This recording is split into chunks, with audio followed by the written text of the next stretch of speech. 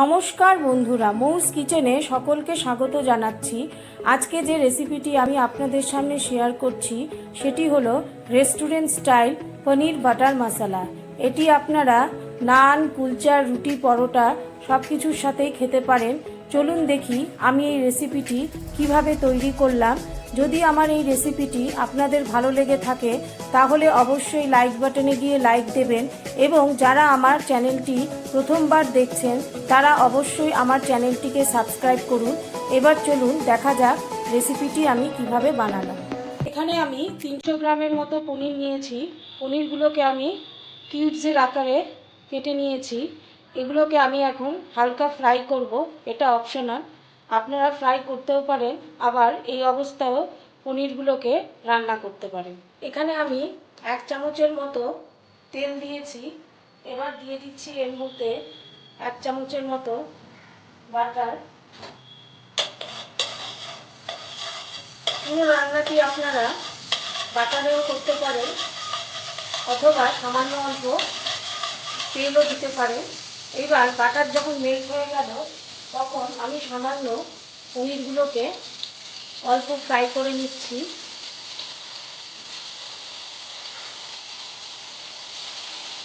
আমি পনিরগুলোকে দেখুন এইভাবে হালকা করে ভেজে নিচ্ছি।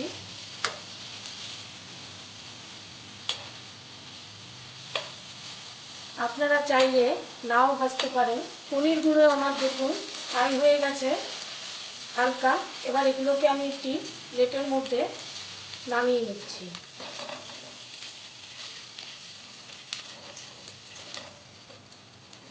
এবার এখানে আমি আবার 1 চামচের মতো দিয়ে দেব এখন বাটার।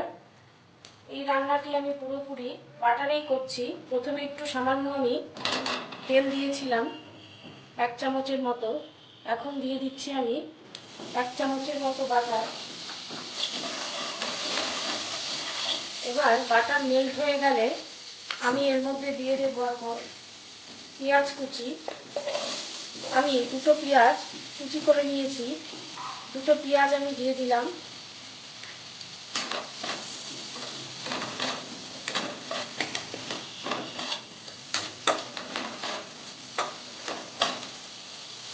তারপরে এর মধ্যে আমি দিয়ে দিচ্ছি একটি টমেটো কুচি, দিয়ে দিচ্ছি 2টো শুকনো লঙ্কা, দিচ্ছি 7-8 কোয়ার মতো রসুন, দিয়ে দিচ্ছি সামান্য অল্প আদা, আমি এরকম স্লাইস করে কেটেছি। তারপরে এর মধ্যে দিয়ে দিচ্ছি আমি 8-10 টুকরোর মতো কাজু বাদাম। এগুলোকে দিয়ে আমি ভালো করে 1 মিনিটের মতো নেড়ে নিচ্ছি। 1 মিনিটের মতো আমার নাড়া হয়ে গেছে দেখুন। এবার এটিকে আমি গ্যাস বন্ধ করে ঠান্ডা করে নেব। তারপরে আমি মিক্সার গ্রাইন্ডারে এগুলো সমস্ত দিয়ে আমি এগুলো পেস্ট বানিয়ে নেব। দেখুন আমি মিক্সার গ্রাইন্ডারের মধ্যে সমস্ত কিছু দিয়ে দিয়েছি। এবার এগুলোর পেস্ট বানাবো। দেখুন আমি সমস্ত কিছুর একটা পেস্ট বানিয়ে নিয়েছি। এবার আমি রান্নার প্রসেসে যাব। এখানে আমি আবার দিয়ে দিচ্ছি 2 চামচের মতো বাটার।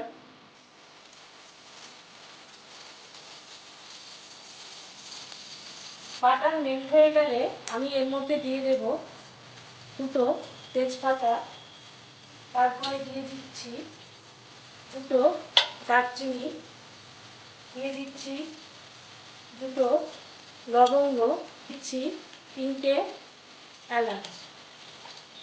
এবার এগুলোকে হালকা আমি ফ্রাই করে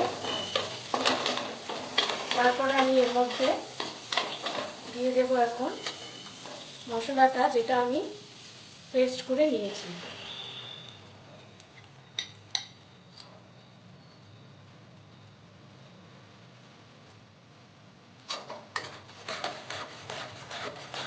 এবার সামান্য একটু আমি মশলাগুলোকে নেড়ে নিচ্ছি।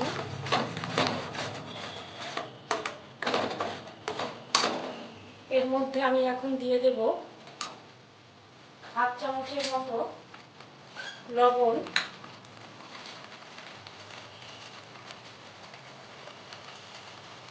দিয়ে দিচ্ছি হাফ চামচের মতো হলুদ,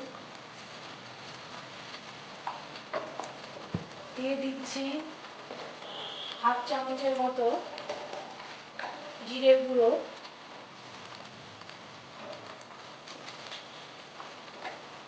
এবার থেকে ভালো করে আমি নেড়ে নিচ্ছি। এটিকে কিছুক্ষণ নাড়ার পর আমি এর মধ্যে দিয়ে দিচ্ছি এখন হাফ চামচের মতো রেড চিলি পাউডার, তারপরে দিয়ে দিচ্ছি আমি 1 চামচের মতো চিনি, যেহেতু পনির বাটার মশলা মিষ্টি মিষ্টি হবে খেতে।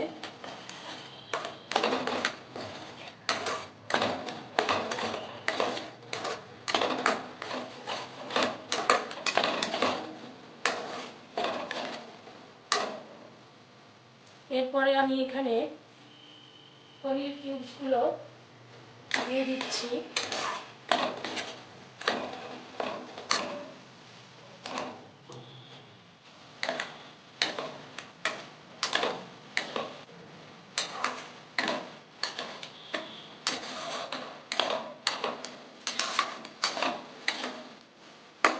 এইভাবে 2 মিনিট নাড়ার পর এখানে আমি এখন দিয়ে দেব সামান্য একটু জল, হাফ কাপের মতো জল দিয়ে দিলাম।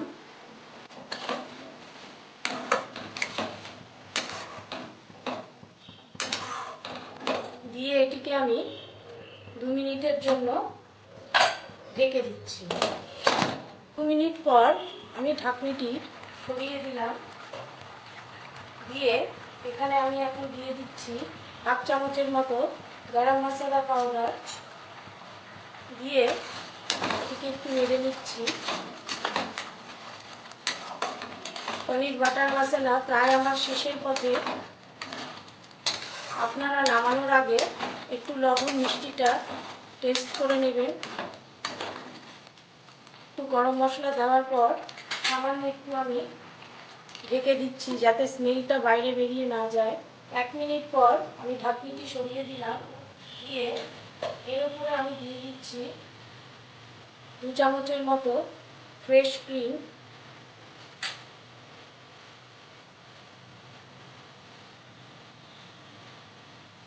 এবার ক্রিম দিয়ে এটিকে আমি নেড়ে নেব। এভাবে আমি পনির বাটার মশলা তৈরি করে ফেললাম। আপনারা বাড়িতে অতি সহজেই পনির বাটার মশলা তৈরি করে ফেলুন। এটি রুটি, নান, কুলচা, পরোটা যে কোনো কিছুর সাথে খেতে ভালো লাগবে। এবার আমি একটি প্লেটের মধ্যে নামিয়ে এটিকে এখন সার্ভ করব। এভাবে আমি পনির বাটার মশলা তৈরি করে ফেলেছি। উপর দিয়ে সামান্য অল্প ক্রিম দিয়ে দিয়েছি। এই রেসিপিটি দেখার জন্য ধন্যবাদ। ভালো থাকুন, সুস্থ থাকুন।